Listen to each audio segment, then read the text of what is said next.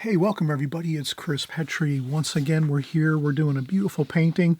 It's a composition, more or less. We'll talk about it as we get started here on this video, but I just wanted you to see the finished painting as we start. You can always pause here and work right from the painting as it is right now, or you can take a snapshot with your phone or your electronic device, your home computer. You can do screenshots and screen captures. You can look that up on YouTube, how to do a screen capture, how to do a screenshot. You will you'll benefit from that if you can just figure out a few things like that. It'll really help you if you feel like you have to want to work from this actual painting. But it's a great thing if you can work from an actual finished watercolor painting as we have here. I'll zoom back out a little bit. We'll just kind of cover one more thing. In this painting, we'll cover all the washes you need. We'll cover the palette, how you're going to mix all the washes and the colors. I'm going to mix it all here. We're going to talk about the 3 brushes that you're going to use here. They're just really simple, basic brushes that I use all the time. So you're going to have what brushes you use, what colors we're going to mix in this palette, and then all the methods and techniques that you're going to need to kind of get this accomplished. And I think you'll really have a fun time. It's really straightforward. We're going to use the glazing technique, which I cover in depth here.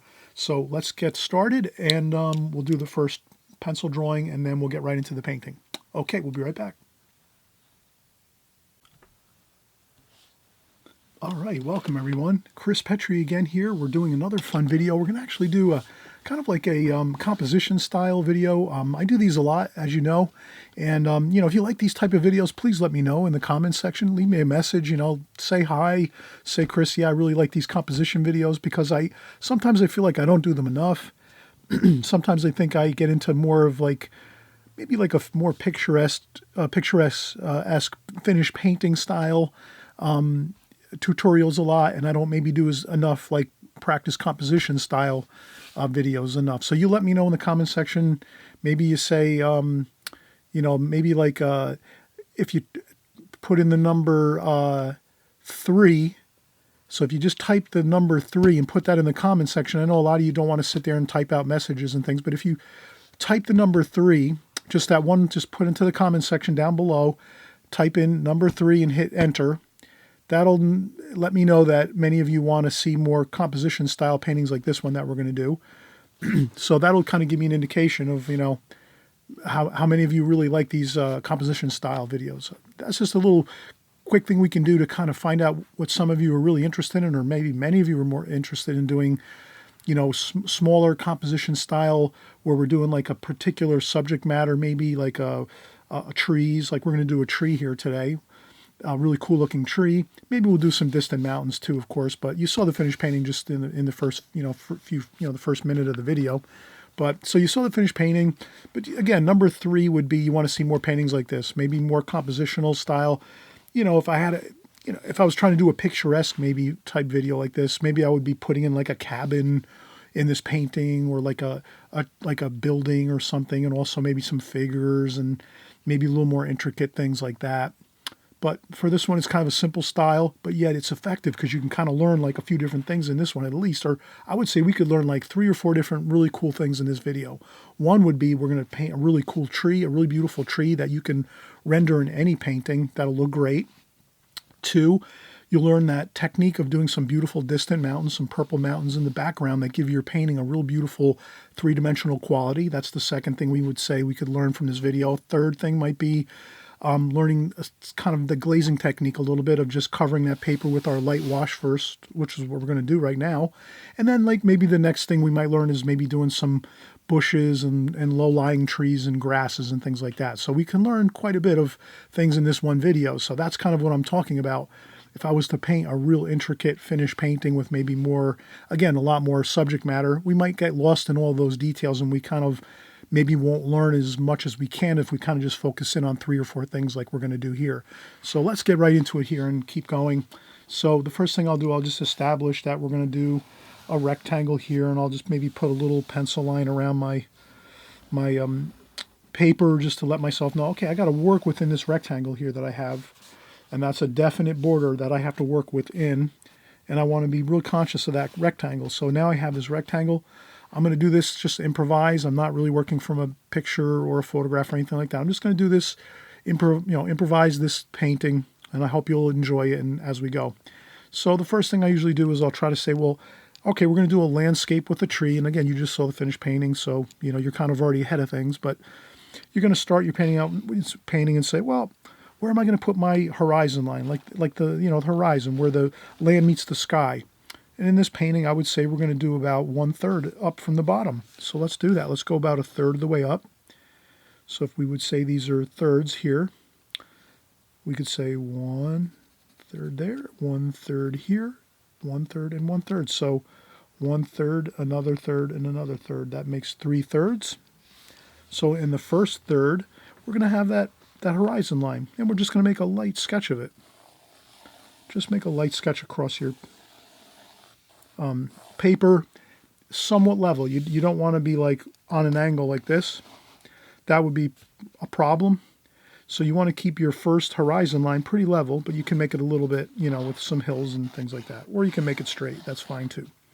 Second thing we want to do is let's kind of establish, let's put our tree in the painting, and let's put it about the golden mean, which is basically about 3/4 of the way over. If we put it right in the center, it might not look as exciting. I like to tend to take things and go a little bit off center. So that's what we'll make our tree right over here, our large tree. That's going to be like our prominent feature in this. So the first thing I'll do now is I'll start off with the prominent feature, the tree in this painting. Composition, and let's do that. I'm going to say, all right, let's kind of get an idea. It's going to be like on an angle a little bit. And I'm going to come up like this and maybe turn it this way a little bit. So what I want to do is I want to just about make it touch the top of the our rectangle here. So I'll bring up that one line about up to there. Then I'm going to say, all right, now let me make a wide trunk here, like this. And then I want to take that trunk of the tree and kind of make it thinner as we go. And then maybe I'll branch off too here and make another secondary kind of thick branch there. So you can kind of see I'm just working my ideas out here. So we have a good thick trunk here coming up, and then another secondary trunk kind of splitting off in a Y over this way, like this. So now we have, I would say that's a nice, good, solid trunk with one branch going off that main trunk of the tree, and I think that's fine. Then you can make it a little wider if you want. You can kind of take your pencil and just maybe make it a little wider if you want to, a little thicker at the bottom. And I think that should be fine. And then from there, we're going to take some indications of other branches coming off that tree, like so. And let's make them sort of going up kind of straight, not straight up, but like on a little bit of an angle. So they're not quite straight, they're on a little bit of an angle, 40-degree angle maybe, like that. And then we just do this, just to get ourselves some, maybe another secondary branch, a couple, you take the pencil and you kind of just squiggle in some lines like that. Nothing too crazy, nothing too fancy, just enough like this here. And you kind of just shake your hand a little bit and make the branches as you're moving your pencil out. You shake your hand a little bit and move your hand like this, and as you're going out, you'll get that nice branch look as you just go. So you just kind of, move your pencil side to side a little bit to make that branch, the branches, I should say, a little bit squiggly to make it look realistic. And then that's pretty good. And then I would say we have the main feature now, the trunk, main trunks and some of the branches of this tree. And we'll put some leaves on there too. Now what we'll do is we'll actually make another tree over here. And this will be a smaller tree over here. And we'll make I'll draw in some of the bushes over here just a little bit too, just because I want to sort of get an idea of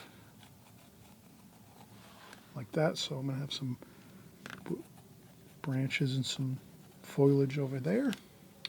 That looks pretty good.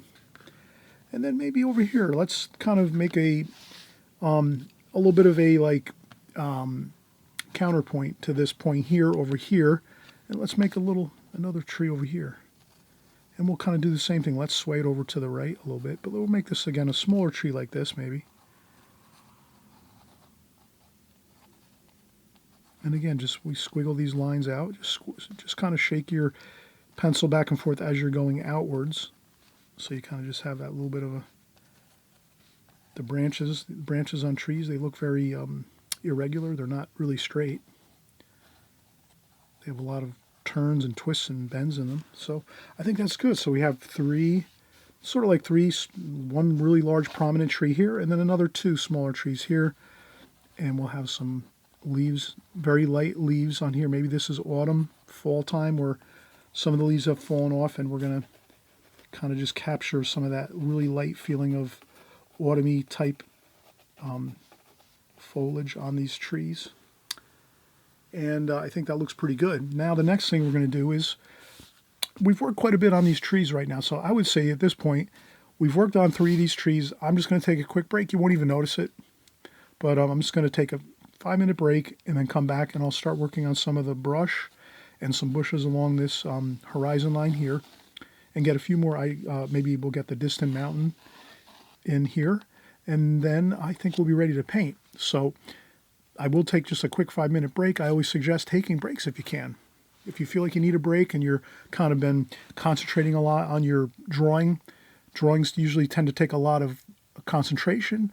Painting does take concentration too, but I wouldn't say quite as much as drawing does. I think drawing and laying out your painting takes more of your concentration. And so that's a perfect time. I'm going to take a quick break. I'll be right back, and we'll get started again. We'll be close to painting in just a few minutes.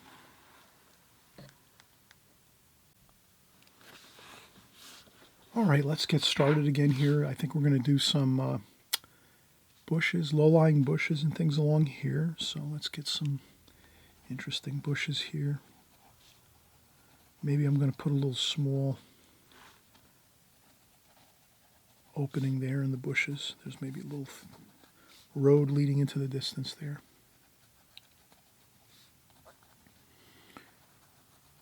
Okay, so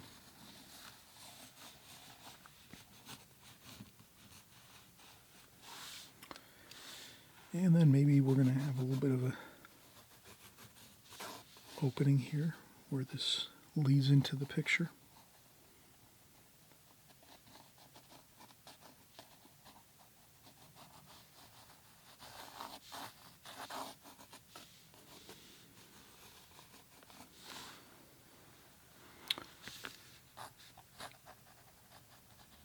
And some more bushes over here and grasses and things.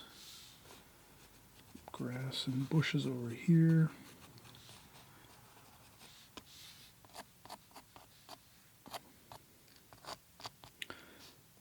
And I put some indications of some pencil lines just to remember to put a little bit of that up strokes with my brush work, with my paintbrush. All right, and then we have some mountains in the distance here. Let's get those in.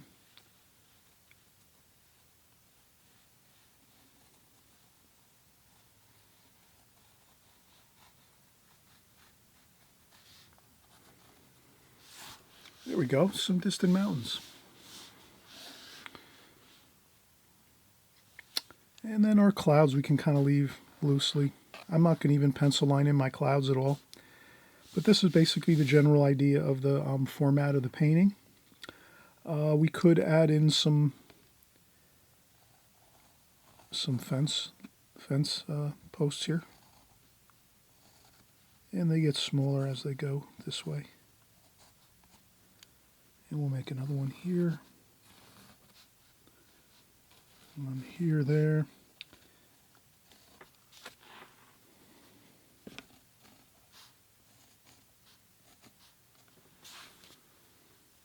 Some fence posts can look kind of cool in a painting. We'll see how that looks. And maybe some barbed wire. Maybe this is a farm along here. Again, I kind of wanted to keep this a real simple composition, but adding in a couple fence posts with some barbed wire, and it kind of starts to feel like a farm type scenery, which is kind of great. Okay, so now I think we're ready to paint. Let's get our paintbrushes. I think I'll just use really three I would say 2 or 3 paintbrushes. I would say I'm going to use my Charles Reed number 10 travel brush, which is a Kolinsky Sable round brush. Then I'm going to use this Da Vinci round brush, travel brush, which came with my my Prang Oval 16 set. It's a synthetic brush, inexpensive, great brush, great point. So that comes with the Prang Ovals. Oh, that came with, I think, another set I bought. I can't remember if this was... This actually came with the Schminke set, actually. This is the new Schminke set here. I think I was going to say, many of you probably have bought this Schminke set, many of you. You noticed that I did take out all the pans out of this, and I put in my own custom lineup of paints in this palette. Well, this is the new one I just purchased, because I had to get a new one. Mine was sort of getting worn out already. So this is the new one, and I'm just figuring, let me use these paints, why not? All right, so I have, this brush from the Schminke palette. I'm going to use this. And then again, my Charles Reed travel brush, and I'll use my Alvaro Castanet needlepoint brush, which I always use for like really trees and brush and really fine details. It's got a great, incredible point on there, holds lots of water, so you can really do a lot of really fine calligraphy, and again, very fine, really fine lines, and you can do a lot of them because the brush actually has a great bit of hairs here in this part of the brush that hold lots of paint, so that as you're painting, the paint drips down into the point of your brush, and you can actually paint a lot of detail with just one fill up. You just take your brush, get lots of paint in there, and then once you go to your painting, you can actually paint a long time, and you don't have to worry about going back and forth all the time. So this is a great brush that's designed beautifully for doing a lot of work in one go as you're working. Saves time.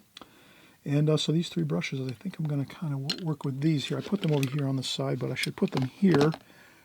And then I'll tape down my palette here. I forgot to do that when we started. So I'll just take some tape and just tape down my palette so that it's not moving all around as we're painting.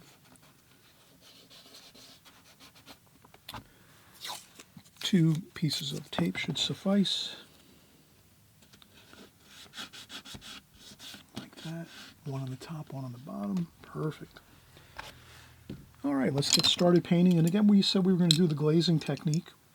So with the glazing technique, basically on this style painting, we're just going to use fresh, clean water. So I have fresh, clean water in my collapsible water container, like this. Holbein collapsible water container. This is just a one I have to the side over here, but mine's already filled with water on the right-hand side over here. And fresh, clean water. And what I'll do is I'll just splash and put on a little bit of water in the sky area. Fresh, clean water in the sky area up here. And it doesn't have to be everywhere. You can just leave it kind of spotty. Gives a nice effect of some drier areas and some really wet areas. And then we'll take that and we'll come down here in the foreground too and do the same thing. Put some dampen your paper here and there a little bit. Doesn't have to be perfect again. Just to have some really damp, wet paper here and there, especially in the sky, though you do want quite a bit of water up there in the sky. And then you go up one more time and add a little bit of water one more time in the sky, just to get that nice and damp with some extra water on there. And now we can just come over here and just say, all right, let's make some sky washes. Let's make this a kind of warm and cool sky. So maybe we'll get some red. So we're going to have some red here. And maybe some orange. So maybe we can make a little bit of orange with some yellow, some gold, like that. So I'll take a little bit of yellow ochre, that yellow ochre color there, and there I have a nice kind of orangey red warm color there. And maybe a little bit of this color too here, which is like a brick red, a light red. Maybe that'll look good. I'm not sure about that. If you ever have a doubt about your colors in your painting, you can always just lift up a little bit and start again quick. That's probably the best bet. And if you mix something you don't like, you just go back to start again and say, okay, let me do that again. Red, and maybe a little bit. Let's try this yellow here. A little bit of red and yellow there. A little bit of an orangey color. I think that's good. That's fine. And then we'll do some blue, some staple French ultramarine looking blue there, like that.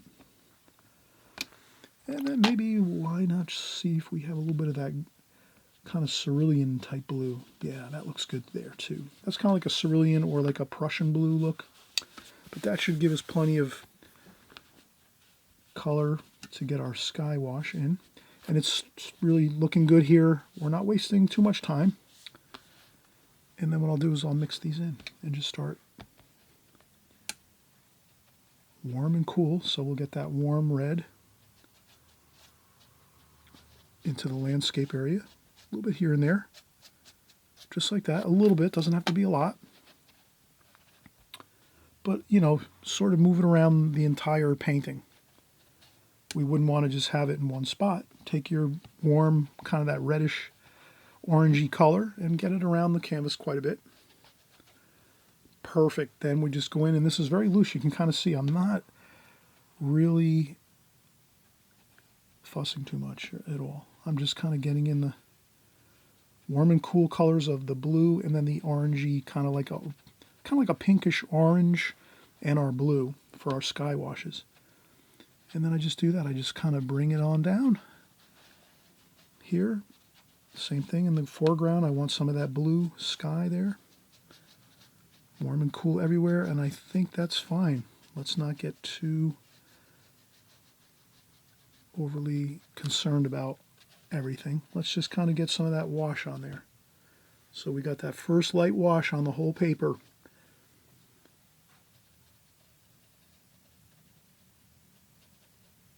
And that looks fine. We want it to be light. We don't want to go with a heavy dark color. Nice and light. That first glazing. This is the glazing technique, again, we're talking about, which is basically your first wash. Really light. You kind of saw I just went with really light colors. We went with a French ultramarine looking blue.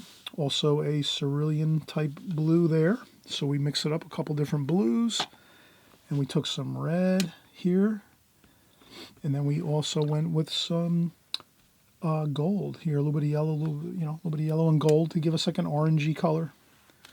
That might have went a little bit too gold, and you just add a little more red there, and you get your kind of orangey red looking color, and that's fine. So we used very, very little paint, mostly water, lots of big puddly washes of color here for the first glazing. Now when we do our second washes over the top of this, we're not going to have any of this puddles of water all over our palettes. We're going to be using more straight paint out of here, and we'll kind of describe to you that in just a moment. So let's let this dry 100%. You can do two things right now. You can let this dry for a couple hours, or until you feel it's really dry. You can touch the paper, or you can use a blow dryer and dry it off in like 5 minutes or so, and then it should be good to work on. You just want to make sure it's completely dry before you start going in with your additional washes over the top of this to do your tree and your mountains and your foreground. Because if you try going in when it's damp, when it's wet or damp, it's going to be a mess. It'll make a huge mess. So don't let that happen. Either blow dry it off for about 5 minutes until it's really, really dry, or you might have to wait 2-3 hours or wait till the next day to go back in and work. So you make that decision on your own as far as what you want to do.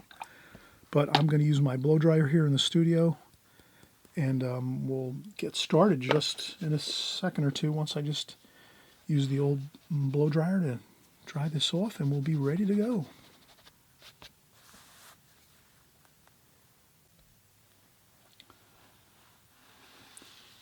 All right, so we're moving on here. We have our palette. We said our next washes are going to be not too much water in the mixes that we're going to mix up to paint. So this way we can just go in now quickly and lift up all the watery puddles that are in our palette. That's all. Just we get up that large amount of water that's in the palette. We don't want that disrupting our mixes. And then the next thing we're going to do is I think we really did a great job of getting this light wash, this first light wash. I think it looks really good. It's the perfect glazing for this first wash, and it gives a nice backdrop of light color, and it's that beautiful blue and kind of orange, pinkish orange glow that we need for the sky, and even some of that onto the foreground. So we're all set now. Now it's more, we're going to use some The first thing I think we're going to do is let's get our first mix going here. Let's do the trunk of the tree. So we're going to get some of that dark there. We'll get some red, some gold. I think that looks good. A little bit of green in there. So we're going to kind of get not too much water though. We can see here we're using very little water. And I'll try to get these mixes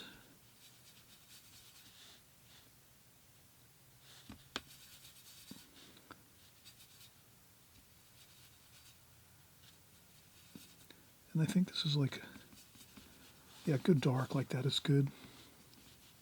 This is like a sepia tone, like a brown, and this is a black. A little bit of blue in there too. Make some blue over here.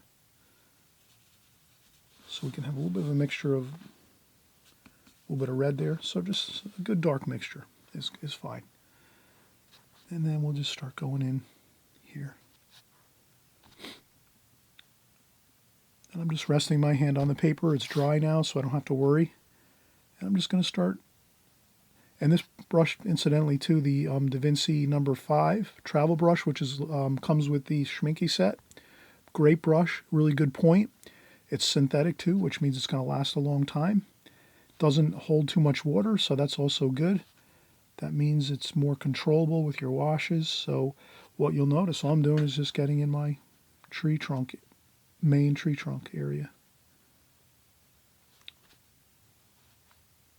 And I just kind of do those free-flowing squiggly lines like that.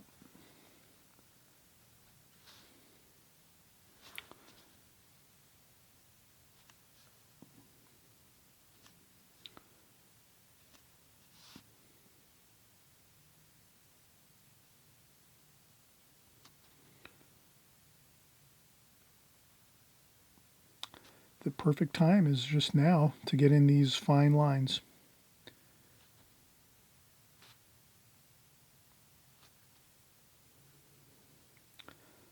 Some of these branches are going to come back down like this toward the ground. I usually do these later as we're painting.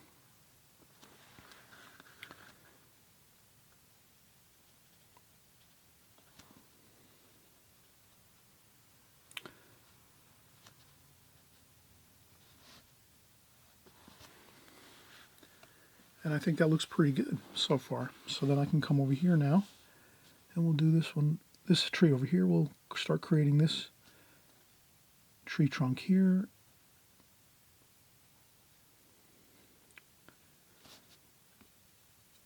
And if you need to add just a touch of water, I'll just dampen my brush with a little bit of water. And this way I can get a little more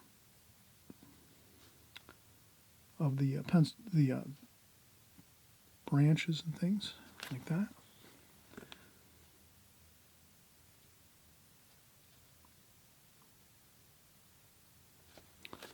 Good. And let's come over here. We'll do this one.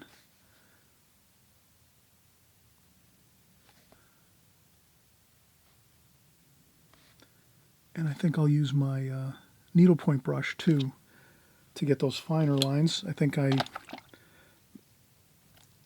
meant to do that a little bit sooner, but I'm going to dampen my needlepoint brush now with water.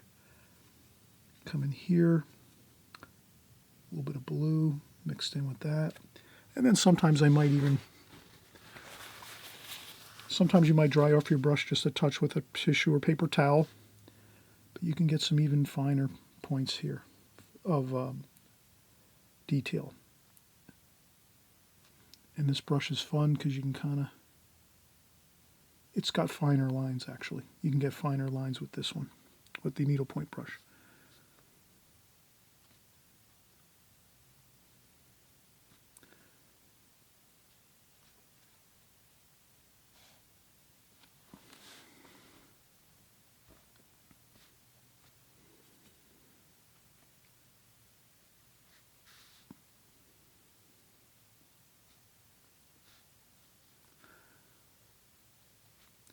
And then I might just do a few more fine lines here in the foreground. There might be some small trees over here too as well. Maybe one is straight this way, maybe one's over here like this. Like that. I think that looks pretty good. Now what we can do is, I think what's best now is to start working in our distant mountains. So we have this dark wash down here. This can be good to use with some of these other bushes in the foreground, but let's get our purple color mixed up. So let's do the rinse. Actually, good perfect time to, I'm going to change out my water. So it's always good if you have your water pail, your water bucket. Once your water gets muddy and murky, you take it, you dump it out, and you start with some fresh water. So I have some really murky, muddy looking water. I dump it out in a bucket next to my table, and I put some fresh, clean water in, bottled water, whatever I have around. And then what we'll do is, this way we'll have nice, fresh, clean water, and we can make a nice transparent blue and red for a nice purple. So there we go. Let's make a beautiful purple like that, red and blue. And that's kind of like a French ultramarine blue and a pretty much like a alizarin crimson, rose madder type color. Maybe a little more blue. Maybe that's too much red in there. I think that looks pretty good. Then I'll make a little bit of a muddy purple over here, just to have a little bit of a change in color. All right, so there we go. More of a really kind of an exciting purple there, and then another bit of purple with a little bit of this brown and black and red and blue, just to gray that down a little bit. Maybe we'll gray down this side over here. The mountains over here, maybe we'll gray these down a little bit. Like that.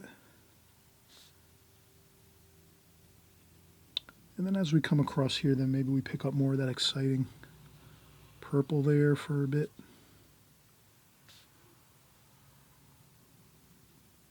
Then maybe we'll come over here again with some more of that grayed down.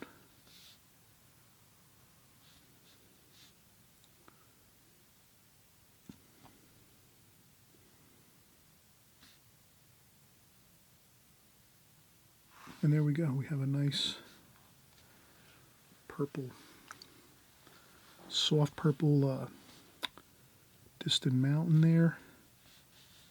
Brings some beautiful depth and quality into this composition.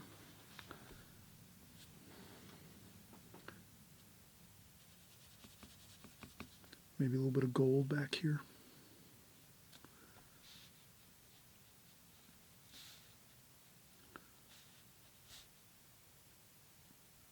And I put a little bit of that yellow ochre color mixed in with a little bit of that brown and black and blue and red, just for some change up of color.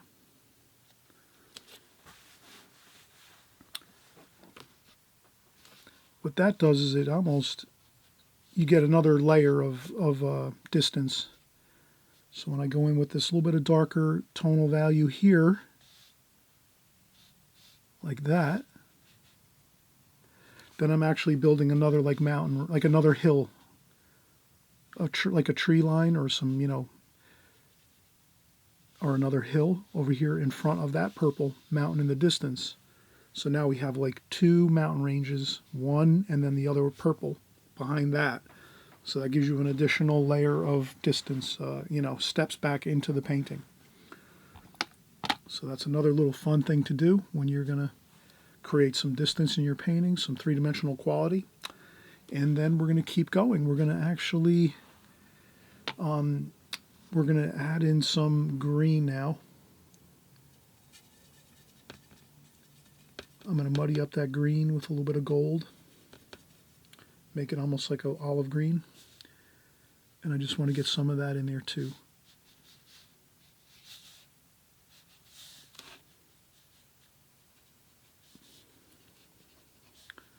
And then we'll do the same thing over here. We'll take some of that green.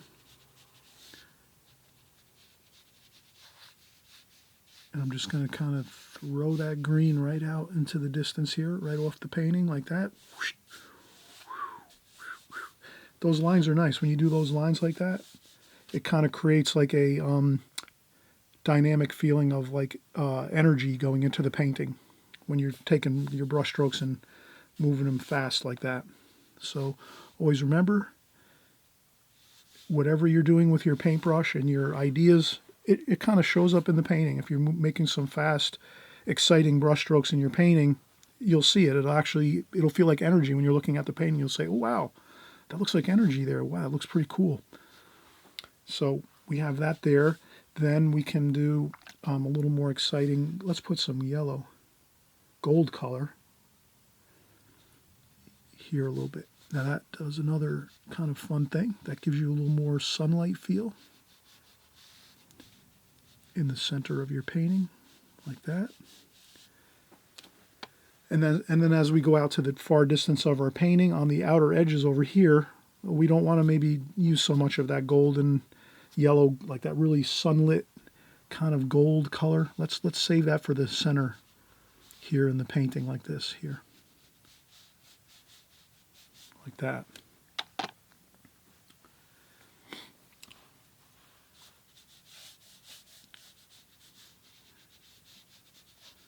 And already you can see we're almost completed now. Look, we don't have to do a whole lot more. We're having everything working in our favor on this painting right now. I'm using some more of that golden, like yellow ochre color, like this.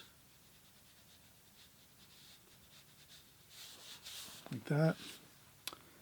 And over here on the edges of the painting, we could do a little bit more, just some more subdued colors, like that. We can leave in some white paper here and there, or you can just kind of cover that over. And we'll go over with some more bushes and things like that over here.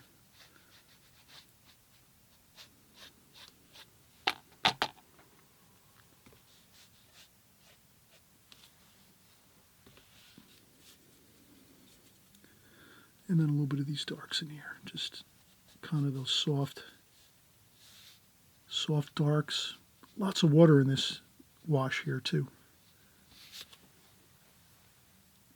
If you can get a lot of like kind of watery looking washes going on in your painting with watercolor, you're definitely kind of at an advantage, because other mediums like acrylic and oils, you can't really get those really beautiful like soft mixes of colors like this with any other medium. So take advantage of it. If you're a watercolor artist, you're really enjoying it, you're the artist, you're here, we're getting together week after week, month after month, and even year after year. Many of you have been with me many years. You're really enjoying the watercolor medium. You're having a really good you're getting a good mastery of the watercolor medium. And so now sometimes when we're working with our compositions here, we just talk about some ideas, some concepts, and one of them is, if you can use these really watery looking kind of hazy effects in your watercolor, that it really looks great. And like I said, you can't really get that with acrylic and oils. So watercolor is unique and special in that way, that you can actually do a lot with the washes and things like that, and the glazing technique is a perfect way to practice it. So we're going to continue to practice on this, and why not? Let's keep going here. We're going to actually get a little more paint. Let's get some gold. We're going to do some leaves now on the trees. It's kind of a fall time right now, so let's get some of the red maybe. So we're going to do the red and the gold and the brown. A little bit of black, a little bit of brown. Even a little bit of the green too, mixed in there too. We want some olive green in there. Olive green, some gold, some red. I think that looks good. Kind of a mixture of all those, and not totally mixed up. Let's kind of leave these a little bit where you can kind of see the different colors like that. And then we just take the brush we maybe take a little bit of, I would take a little bit of paint off the brush with a tissue or a paper towel, just so it's not flooded with too much water. And you can kind of see there's no puddles of water in this. This is very, there's not much water on my palette right now. You can kind of see that. And then you just we take our brush like this and just hold it like this and kind of just do like a circular pattern and see if we can get scrub some color on there. Perfect. And just do a circular, kind of just touch down. I meant to say this before too. I'm using Arches rough paper. It's the orange cover. So if you, and it's it's Arches block paper, and it's the orange cover, which is Arches rough paper. And it actually helps you to paint your painting like you can't imagine. I don't think there's any better paper for landscape painting than the Arches rough paper. And so you'll see here that I'm kind of just doing a little bit of scrubbing around. Maybe some areas you make it a little heavier, like that, and then leave lots of nice and light. Not too many leaves, just a little bit. You can kind of see how I'm doing that. Just scrubbing around. I take my brush. You can go circular patterns like this, circular like this. You can do straight line. You can do straight like this. However you feel, but the main thing is not too much water on the brush and paint on the brush.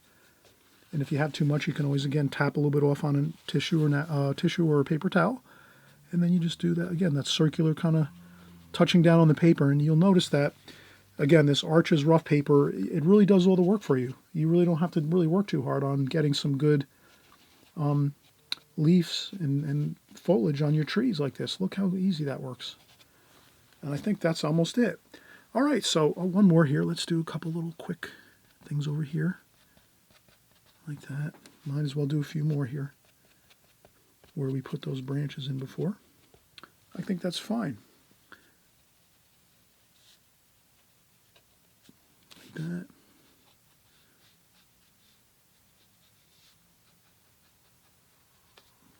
All right, that looks good. And it's a lot of fun because, like I said, the paper's doing all the work, really. You can kind of see I'm just scrubbing around and I'm getting really beautiful leaf forms and things like that. And that's all we have to do. We're pretty much, that's good. Last thing we'll do is we'll do maybe just a little bit of more bushes and shrubs along the bottom here where the tree trunks are. And then we'll do, again, some fence posts. I think these fence posts will look really good in the painting. It'll kind of give us some it'll give us some interesting things to look at that'll kind of lead our eye into the painting. So if we have some fence posts going in with some barbed wire, it's going to kind of give us some fun little things to look at, little bits of interest to look into the painting and get ourselves kind of in the center here. And then we'll do some more interesting bushes and things like that over here. All right, let's take a quick break. And again, if you don't want to take a break, you keep working. You won't hardly even notice I'm taking a break. I'm just going to stop for a few minutes and relax, and then I'll get started again. And moving right along, we're going to get some more brown and black here. Give ourselves some nice looking darks, some green, some blue, some red. Nice conglomeration of colors.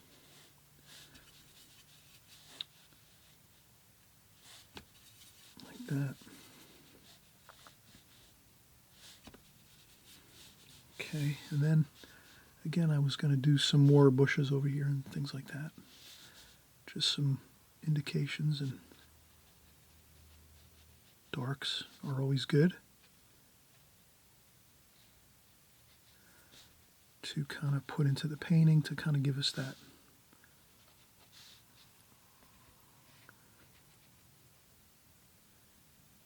spots of color. There we go.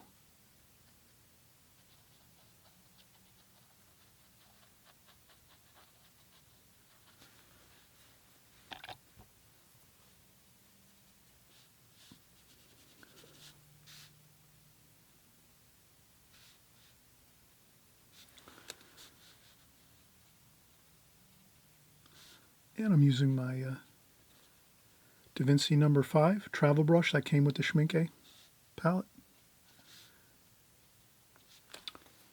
And some bushes and shrubs over here. And then I think we'll just go right in and we'll do some, maybe we'll do a little thicker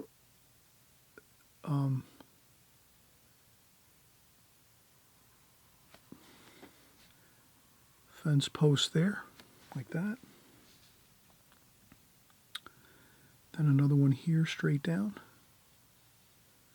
That one's a little bit thinner, and we'll make them thinner as they go.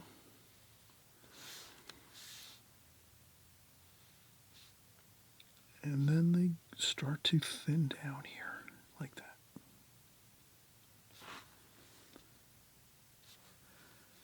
And then some barbed wire, like that. And again, this really adds some really interesting effects to your painting. And I'll get another thicker line here, like that.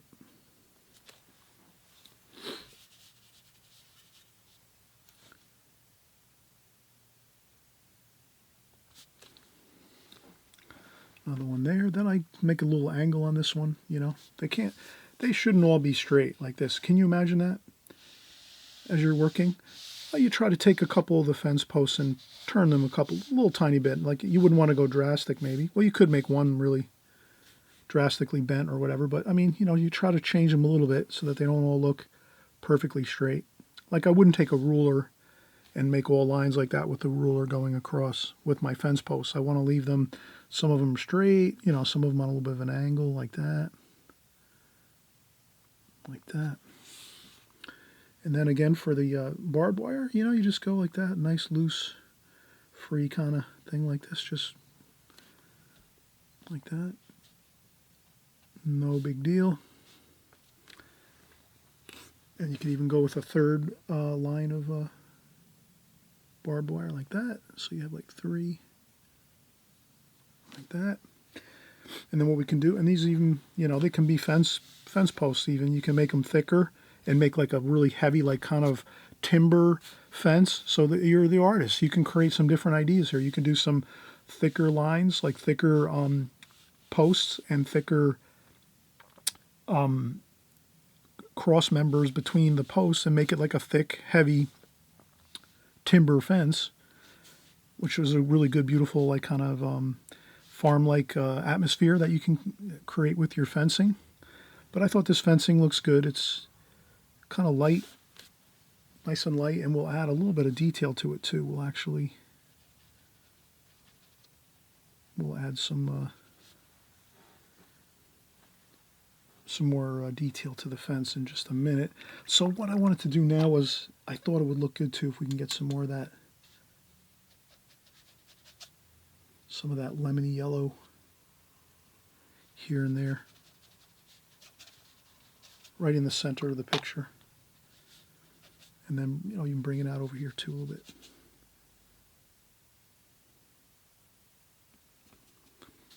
Kind of like that grass, the lemon, and maybe even that green.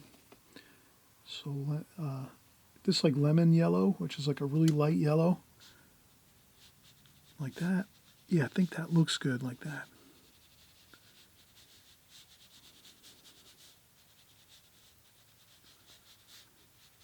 That looks good. If we can kind of get that into the painting, more toward the center of the painting, and then kind of mellow it out over here. But we have to be careful when we're doing this that we're not having too much water on our brush. But this does look good. It kind of gives like a feeling of like sunny, sunlit ground here, and like kind of that interesting bright green color, like that. And then as we get out here, it's more grayish and toned down as we get out to the outsides of the painting over here. We could still put some over there, but I think that looks good.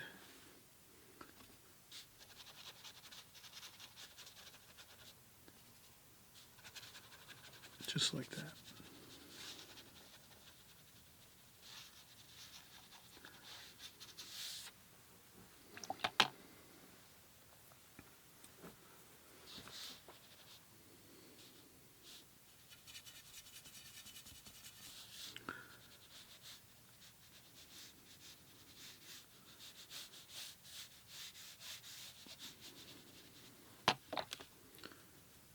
And I'll do some splashing, just a little bit here and there in the foreground.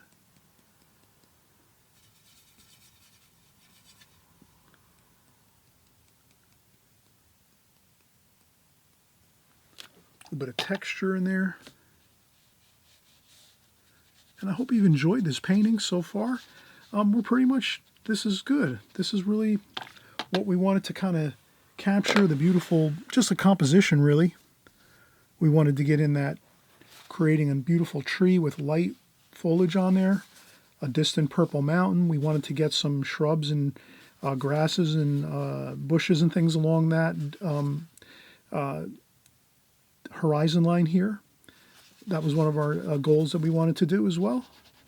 And I think we've kind of got our, and also too, we wanted to get some of this foreground in too, and the fence as well. So we kind of learned some really good fun things here. And at the same time, it's a good looking painting. I think it really, and I just usually, maybe I sometimes put a little bit of light. This could be some sunlight. You can just take some of the paint and scrub it off or lift it up, and that could be like some sunlight shining on the scene. And maybe we soften up a couple things. You know, you can sometimes just take a few things and gently put some paper towel or some tissue and soften some things up so that it's not 100% solid lines everywhere. And we have some mystery in our painting. So create mystery in your painting, have fun, use the glazing technique. You'll know that that's one of my staples that I use all the time is the glazing technique or the alla prima technique. Both techniques are great. Here we use the alla prima technique, and you'll hear me always talk about that. Also in my book, you know, many of you have picked up my new book. If you haven't picked up my new book, it's a great deal. It's very inexpensive. It'll be a link. It'll be in the description below. You'll see where I have my Amazon link there. You click on that, you can check out my book. And I'll also show my book in numerous videos already. I've shown a lot of the pages of my book. So there's just tons of paintings, everything you can imagine. Landscapes just like this, seascapes, boat paintings, flowers, figures, everything watercolor. And you'll really enjoy it. It's a great book again. Tons, and it covers my two main techniques, which I always use, which is the glazing technique, which we just did here, as well as the alla prima technique, which is really fun. It's kind of straightforward, perfect for any painter if you're just starting out, or if you're kind of, you know, seasoned pro, grizzled pro, you've been around a long time painting watercolor, and maybe you've just been using the glazing technique. Well, then you can learn about the alla prima technique. I go over that a lot in my new book. Or if you do the alla prima technique all the time, but you want to learn about the glazing technique, I cover that in my book too. So you can get a lot of great information. So I'm always excited about telling you about my new book. And in any case, great to be with you here. Thanks so much for joining along with me. We have a great time together always each week as we go. And I'm wishing you happy paintings. Enjoy the journey. The watercolor journey is a fun journey. It's just a little one step at a time. You know, each week, each time you pick up your brushes, your pencils, you draw, you paint, you're getting better every time. It may not always seem as if we're making progress, like huge leaps and bounds of progress. But honestly, we always are making progress. Anytime we're picking up our tools, our paper, our pencils, our brushes, our paints, we're making progress. It's putting in that time. So let's keep getting together and working together. And we'll see you soon on the next video. Bye-bye.